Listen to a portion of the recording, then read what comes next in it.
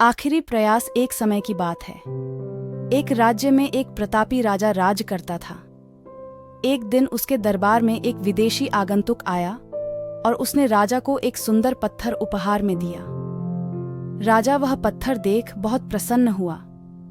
उसने उस पत्थर से भगवान विष्णु की प्रतिमा का निर्माण कर उसे राज्य के मंदिर में स्थापित करने का निर्णय लिया और प्रतिमा निर्माण का कार्य राज्य के महामंत्री को सौंप दिया।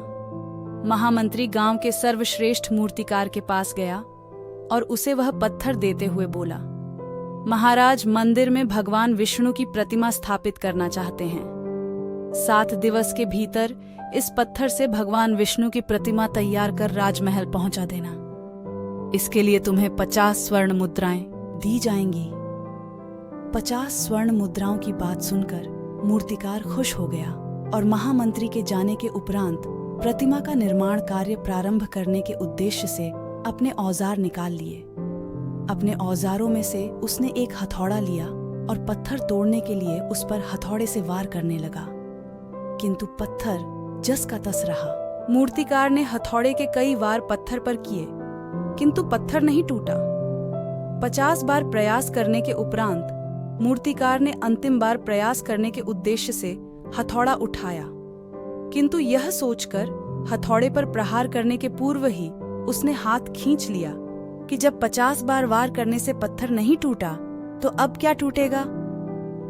वह पत्थर लेकर वापस महामंत्री के पास गया और उसे यह कह वापस कर आया कि इस पत्थर को तोड़ना नामुमकिन है, इसलिए इससे भगवान विष्णु की प्रतिमा नहीं बन सकती।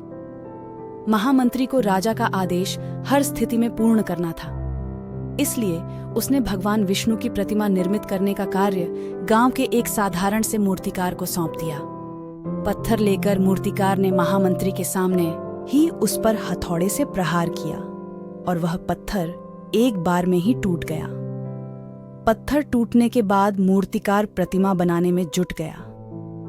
इधर महामंत्री सोचने लगा कि काश पहले मूर्तिकार ने एक अंतिम प्रयास और किया होता तो सफल हो गया होता और 50 स्वर्ण मुद्राओं का हकदार बनता। सीख मित्रों, हम भी अपने जीवन में ऐसी परिस्थितियों से दो चार होते रहते हैं। कई बार किसी कार्य को करने के पूर्व या किसी समस्या के सामने आने पर उसका निराकरण करने के पूर्व ही हमारा आत्मविश्वास डगमगा जाता है और हम प्रयास किए बिना ही हार मान लेते हैं। कई बार हम 1-2 प्रयास में असफलता मिलने पर आगे प्रयास, जबकि हो सकता है कि कुछ प्रयास और करने पर कार्य पूर्ण हो जाता या समस्या का समाधान हो जाता।